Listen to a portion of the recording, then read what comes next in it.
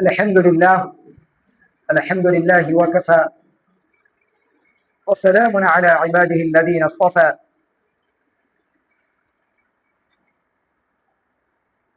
والصلاة والسلام على رسوله الأمين وعلى من تبعهم بإحسان إلى يوم الدين. أما بعد، أعوذ بالله من الشيطان الرجيم. بسم الله الرحمن الرحيم. اتل ما أوحي إليك من الكتاب وأقم الصلاة إن الصلاة تنهى عن الفحشاء والمنكر ولذكر الله أكبر والله يعلم ما تصنعون.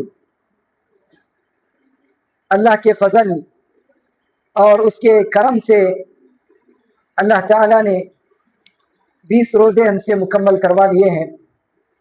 دعا ہے کہ اللہ تعالیٰ ہم نے جو بھی روزے رکھے اور روزوں میں جو بھی ہمارے سے غلطیاں ہوئی ہیں، اللہ تعالیٰ ہمارے روزوں کو قبول فرما اور ہماری غلطیوں کو اور لغزشوں کو معاف فرما.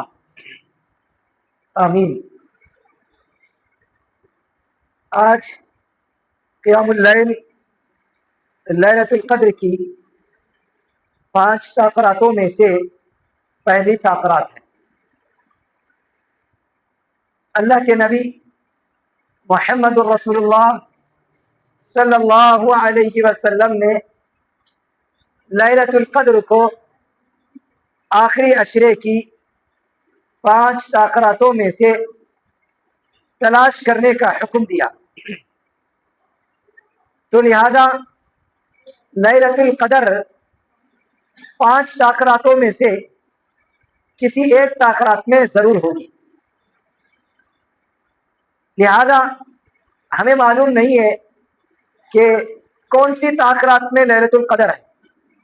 ہو سکتا ہے کہ وہ پہلی تاخرات میں ہو، یا ہو سکتا ہے دوسری تاخرات میں ہو، یا تیسری یا چوتھی یا 5ویں میں ہو. نہیں معلوم ہے. امت سے اس بات کا علم اٹھا لیا گیا. اللہ کے نبی صلی اللہ علیہ وسلم کو اس بات کا علم دیا گیا تھا.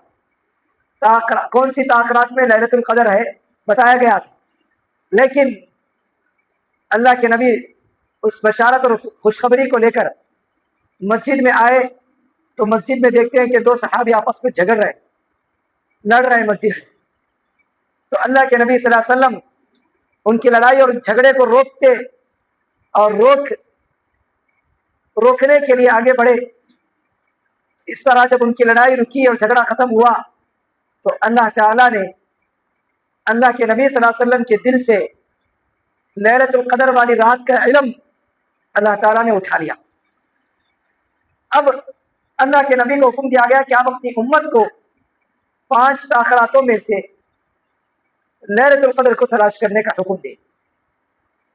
کیوں ایسا امت کے ساتھ کیا گیا؟ اللہ چاہتا تو دوبارہ بھی اللہ کے نبی کو بتا دیتا.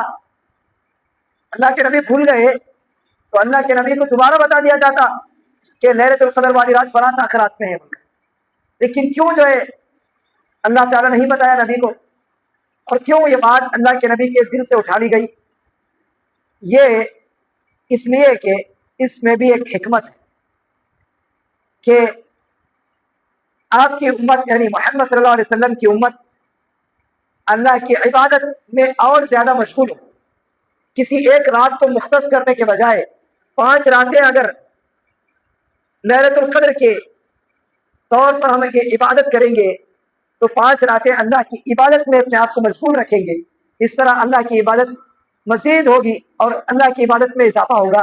اسی لیے اللہ کے نبی صلی اللہ علیہ وسلم کے دل سے یہ بات اٹھا لی گئی. باقی رہا لیلۃ القدر کی فضیلت کے بارے میں آپ سب کو بخوبی معلوم ہے کہ لیلۃ القدر کی فضیلت اللہ کے تعالیٰ نے قرآن مجید میں سورہ قدر میں اللہ نے کہا اِنَّا أَنزَلْنَاهُ فِي لَيْلَةِ الْقَدْرِ. یقیناً ہم نے قرآن مجید کو لیلۃ القدر یعنی قدر والی رات میں اتارا. وَمَا أَدْرَاكَ مَا لَيْلَةُ الْقَدْرِ. آپ کیا جانتے ہیں کہ لیلۃ القدر کیا ہے؟ کہا گیا کہ لیلۃ القدر خیر من الف شہر، کہ قدر والی رات یہ 1000 مہینوں سے بہتر ہے. یعنی اس ایک رات میں عبادت کرنے سے 1000 مہینے عبادت کرنے کا آدمی کو ثواب ملتا ہے. 1000 مہینے کا اگر حساب لگایا جائے تو تقریباً آدمی کی 80/3 سال زندگی اگر اس کو دی گئی اور وہ 80/3 سال بھی اللہ کی عبادت کرتا رہ جائے تو 80/3 سال کی عبادت کا ثواب اس کو صرف ایک رات میں دیا جائے. صرف ایک رات میں عبادت کرنے کا اس کو اتنا زیادہ ثواب دیا جائے، اور وہ ہے لیلۃ القدر والی رات. یہ لیلۃ القدر والی رات میں فرشتے آسمان سے نازل ہوتے رہتے ہیں، رکتے نہیں ہیں. فرشتے آسمان سے نازل ہوتے رہتے ہیں. تنزل الملائکۃ والروح فیہا، جبرائیل علیہ السلام اور فرشتے یہ رات میں آسمان سے نازل ہوتے رہتے ہیں، زمین پر اترتے رہتے ہیں. جہاں جہاں لوگ نمازیں پڑھ رہے، عبادتیں کر رہے، وہاں جا کر یہ فرشتے بیٹھ جاتے ہیں جہاں اللہ کے ذکر ہوتا، یا جہاں لوگ اللہ کی قرآن مجید اور اس کی عبادت میں مشغول رہتے، یہ فرشتے بھی جا کر ان کے ساتھ عبادتوں میں مشغول ہو جاتے. ابھی ہم نے تراویح پڑھی، قیام اللیل کیا، تو اللہ کے فرشتے ہمارے ساتھ بھی پڑھ رہے ہیں. ہمیں معلوم نہیں ہے کیونکہ فرشتے ہمیں نہیں دکھتے، لیکن ہماری صفوں میں فرشتے بھی تھے. ہماری صفوں میں ہمارے ساتھ فرشتے بھی قیام اللیل کر رہے ہیں. تو فرشتے آسمان سے نازل ہوتے رہتے ہیں. یہ سلسلہ فجر کی اذان تک ہوتا ہے. فجر کی اذان تک فرشتے آسمان سے نازل ہوتے رہتے. پھر جب فرشتے فجر کی اذان سن لیتے تو پھر اس کے بعد بولتے سلام ہی حتی مطلع الفجر. سلام کہتے کہ تم سب رات گزارنے والے، قیام اللیل کرنے والے، رات جگ کر عبادت کرنے والوں کے اوپر سلامتی ہو. اور پھر اس کے بعد آسمان پہ چلے جاتے فرشتے. یہ کیسا سین ہے دیکھو، ذرا تصور کرو، غور کرو اس سین کو.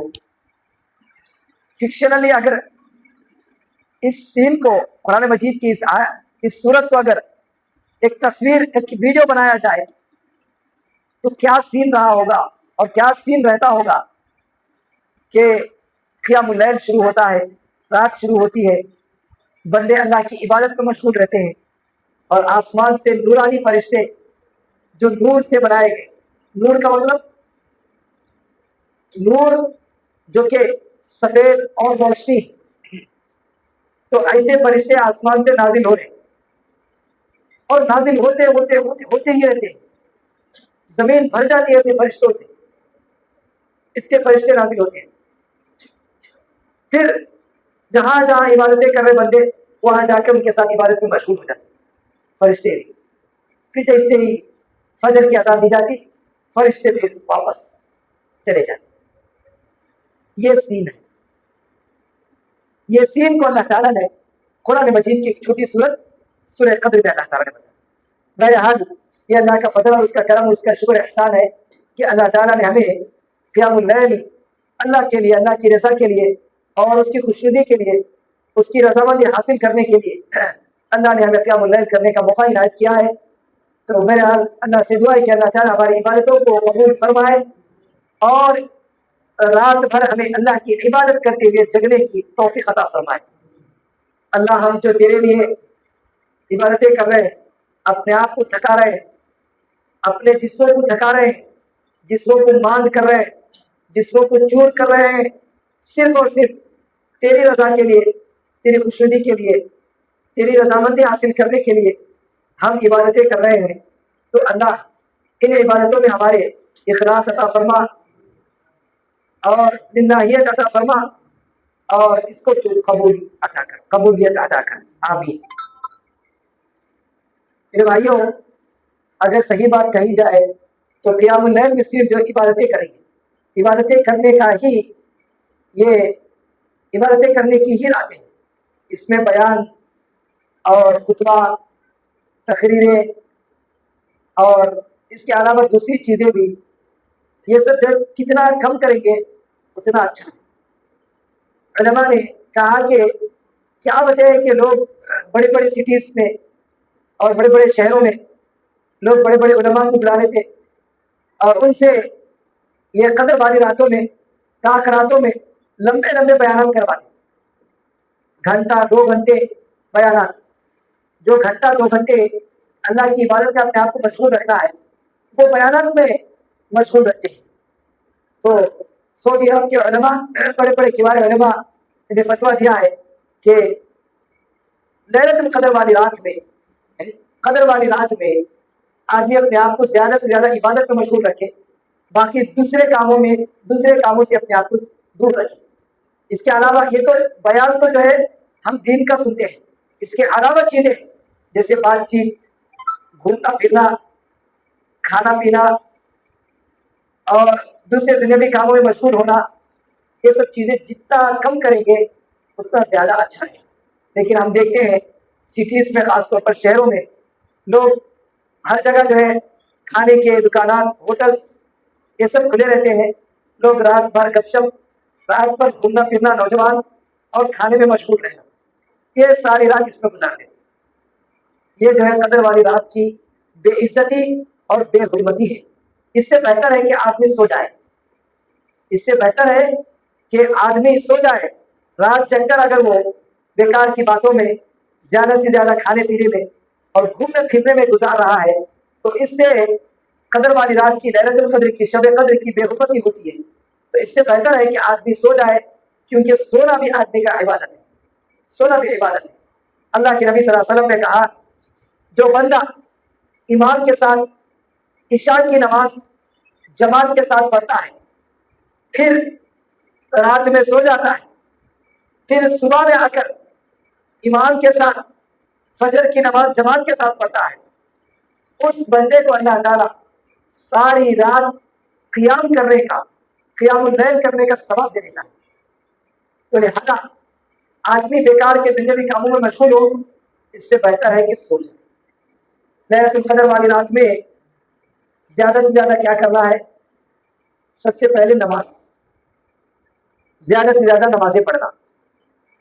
اب یہ اجتماعی نماز ہو گئی، یعنی جماعت کے ساتھ اللہ کے نبی 8 رکعت ہی پڑھے، جماعت کے ساتھ صرف 8 رکعت ہی پڑھنا، یاد رکھ لیں۔ پھر جماعت کے ساتھ 2 رکعت ایکسٹرا، 4 رکعت ایکسٹرا، یہ نبی سے ثابت نہیں ہے۔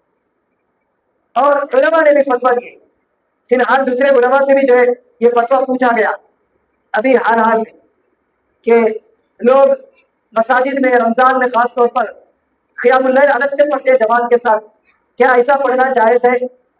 تو علماء نے کہا اگرچہ کہ یہ مستحب عمل ہے، اچھا کام ہے، لوگ اپنے آپ کو جگانے کے لیے، اپنے آپ کو عبادت میں مشغول کرنے کے لیے جماعت کے ساتھ پھر قیام اللیل کر رہے ہیں، اچھا عمل ہے، لیکن سنت کے خلاف ہونے کی وجہ سے، سنت سے دور ہونے کی وجہ سے ہو سکتا ہے آگے چل کر یہ بدعت بن جائے، ہو سکتا ہے آگے چل کر یہ بدعت کی شکل اختیار کر لے۔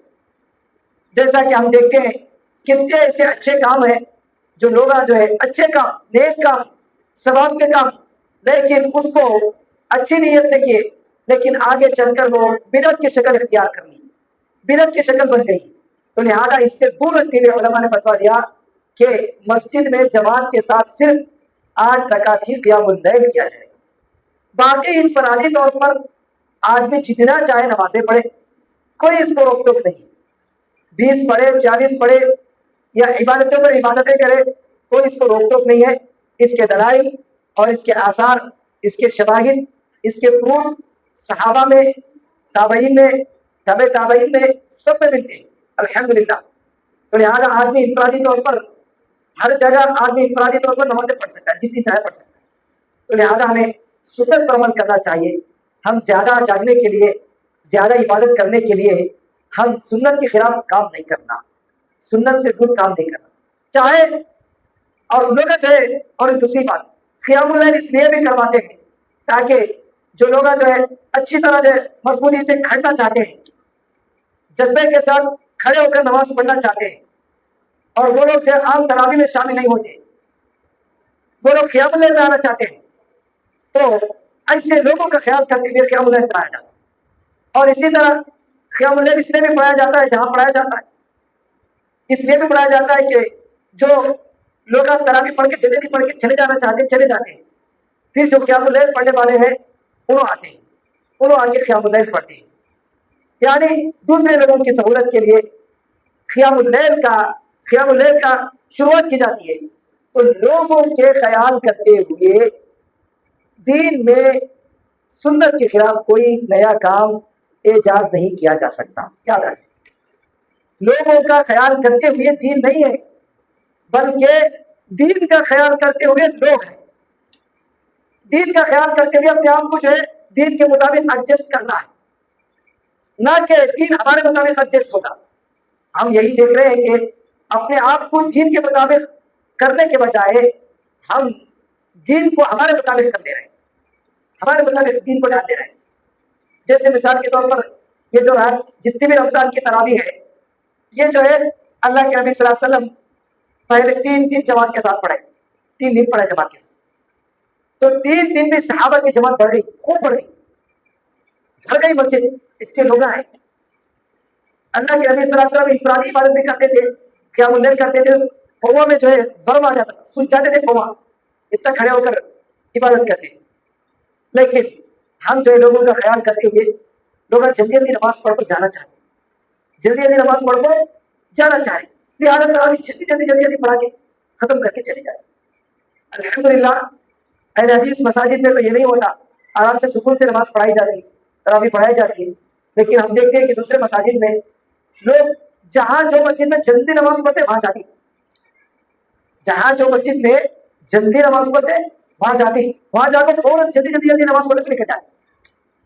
ایسا نہیں کرنا چاہیے، دین کو ہمارے مطابق نہیں ڈال دینا چاہیے، بلکہ ہم اپنے آپ کو دین کے مطابق ڈھالنا چاہیے۔ تو لہٰذا لوگوں کا خیال کرتے ہوئے دین نہیں ہے، بلکہ ہم دین کا خیال کرتے ہوئے اپنے آپ کو ایڈجسٹ کر لینا ہے۔